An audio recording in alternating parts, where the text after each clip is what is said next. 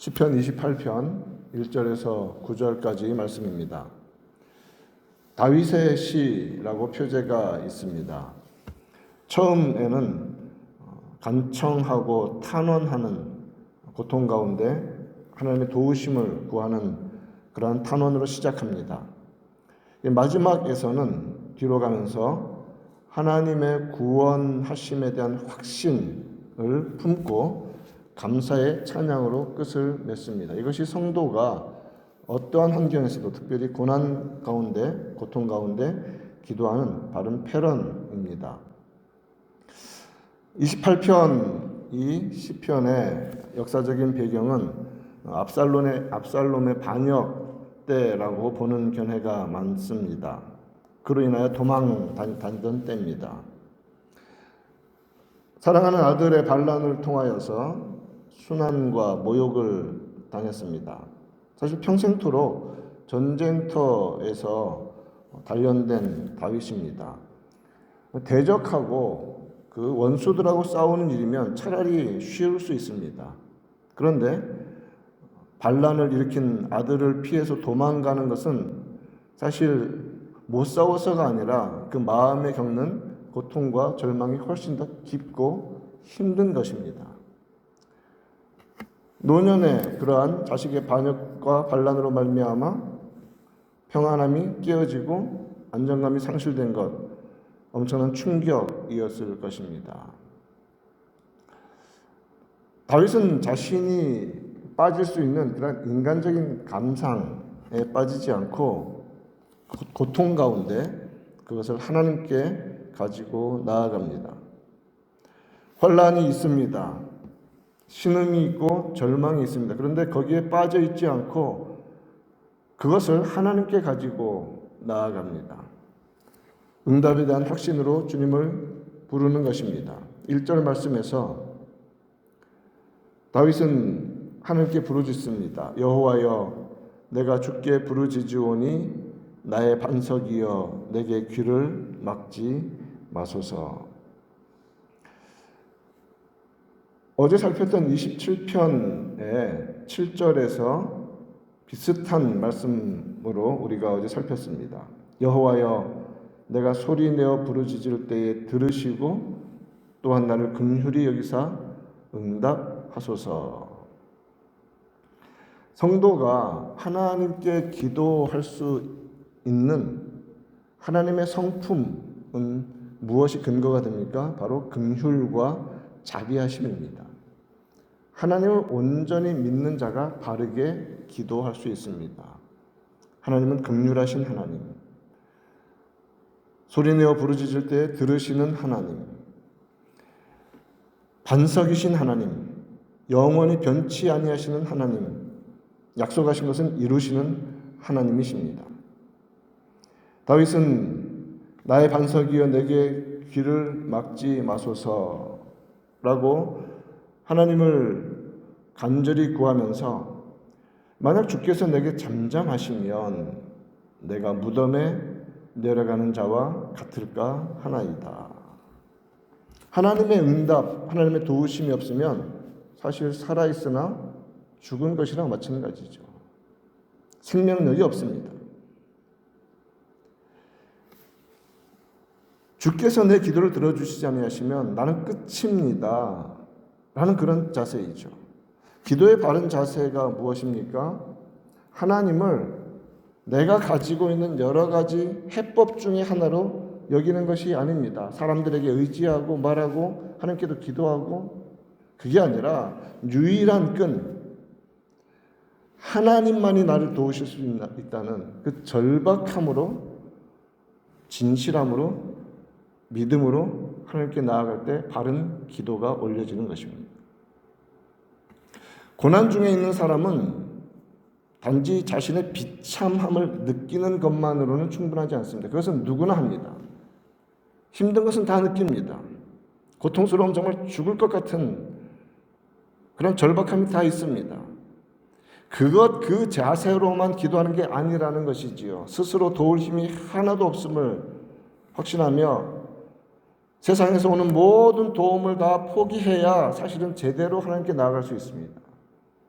여전히 세상에 붙들 수 있는 끈이, 사람이 있다고 생각한다면 사실 바른 기도는 나오지 않는 것입니다.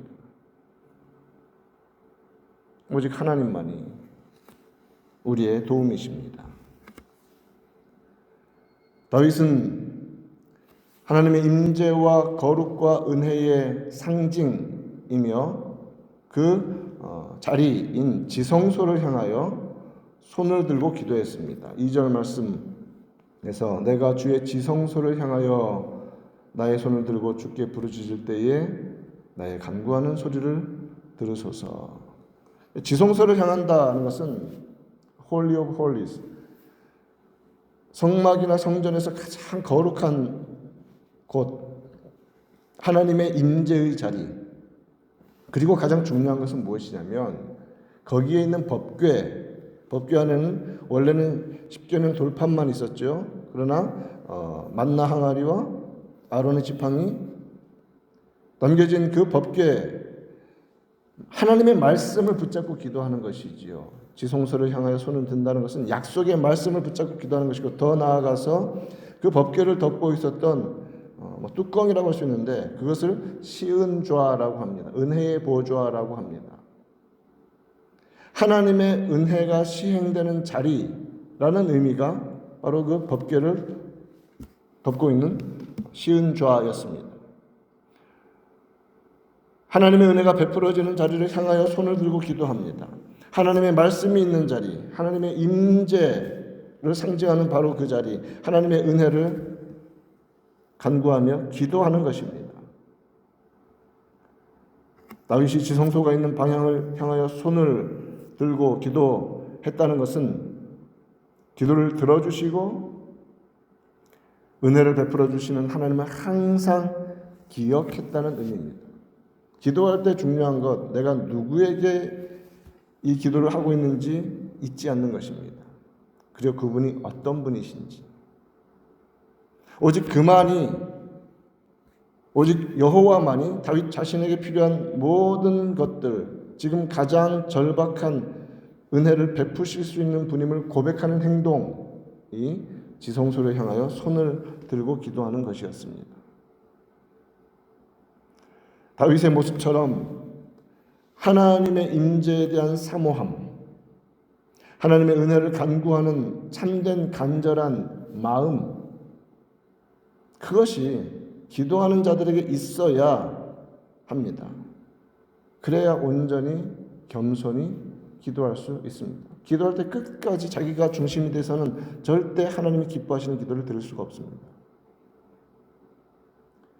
히브리서 4장 16절에서 그러므로 우리는 긍휼하심을 받고 때를 따라 돕는 은혜를 얻기 위하여 은혜의 보좌 앞에 담대히 나아갈 것입니다. 하나님의 은혜의 자리로 나아가야 합니다. 다윗은 자신을 둘러싼 악인들의 모습을 그대로 하나님께 아뢰입니다. 3절에서 5절의 말씀입니다.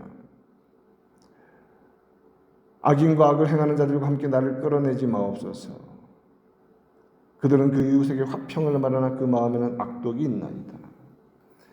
그들이 하는 일과 그들의 행위가 악한 대로 갚으시며 그들의 손이 지은 대로 그들에게 갚아 그 마땅히 받을 것으로 그들에게 갚으소서.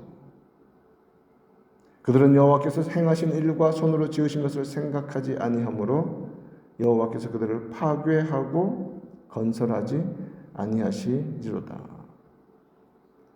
성도가 하나님을 기억하고 간절한 마음으로 기도할 때 거룩과 경건을 지키고 하나님 앞에 나아가며 은혜를 사모해도 오늘 말씀처럼 악인들은 변하지 않습니다. 악인들은 여전히 아까운데 자리하고 있습니다. 그런 악인들에 대한 처분은 하나님의 손에 있습니다. 하나님께 맡겨야 합니다. 그것이 바로 하나님의 공의로우심을 믿는 성도의 태도입니다. 하나님의 심판과 처벌의 권능과 권위를 믿는 성도라면 다윗이 기도하는 것처럼 그 악함들을 그대로 주님 앞에 아뢰지만 하나님께서 그들을 파괴하고 건설하지 아니하실 것이라는 선언, 선포, 믿음, 의뢰, 신뢰로 나아가는 것이지요.